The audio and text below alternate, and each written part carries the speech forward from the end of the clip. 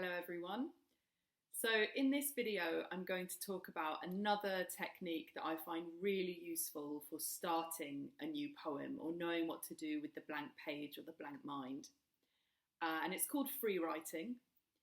You may have heard of it, you may not have.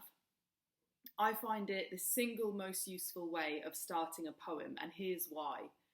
So I think of it like I need to gather material for writing a poem.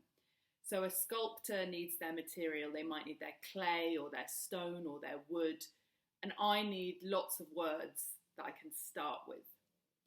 So free writing is writing freely without worrying about spelling or grammar or punctuation, but especially without worrying about whether what you're writing is right or whether it's any good.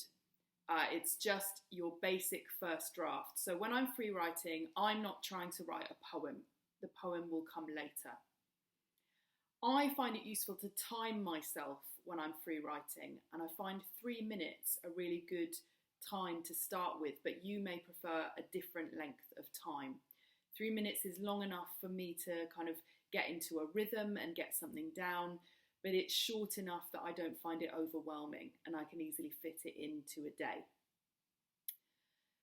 So just to give an example, I usually decide what I'm going to free write about by listing, which I've talked about in another video called listing, or I might have something that I'm thinking about a lot and that I know I want to write about, and then I'll try doing a free write, maybe quite a lot of free writes about that thing.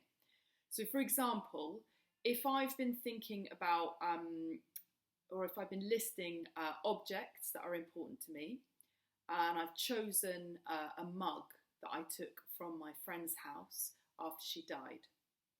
So I'm thinking about that mug. It's a yellow Moomin mug.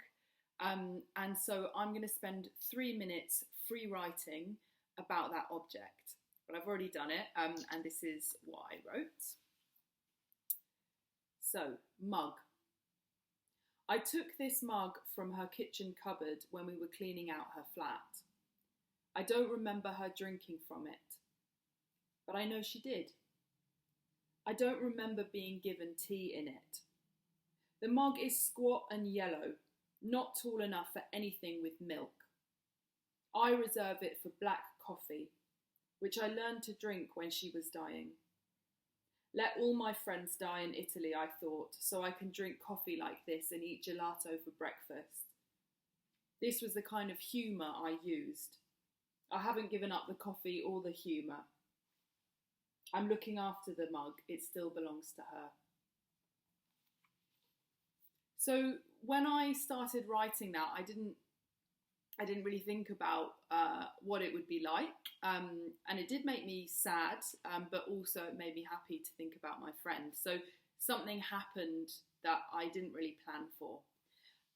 And the important thing after free writing is to read back over what you've done and to underline phrases or words or lines that stand out to you in some way, that seem to be important or that you like.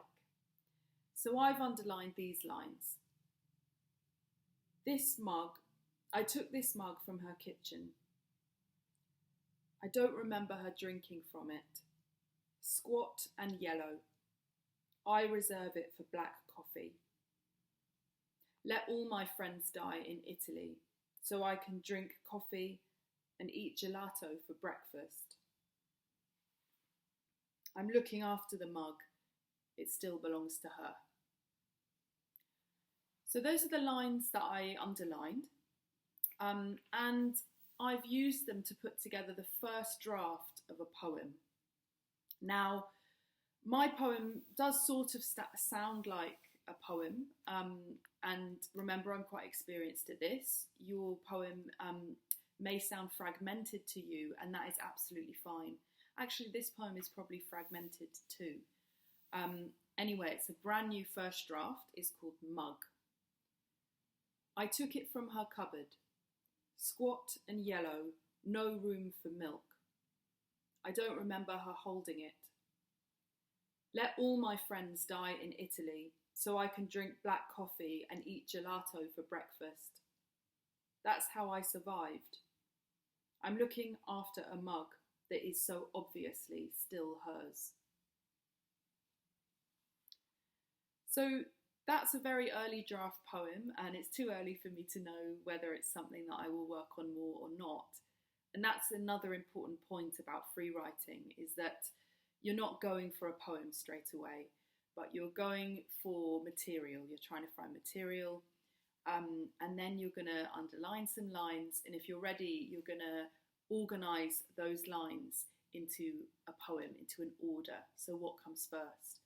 What's the title going to be? Where are you going to end up? And this is a technique that lots of poets use, and we find it really useful, and hopefully you will too. Enjoy.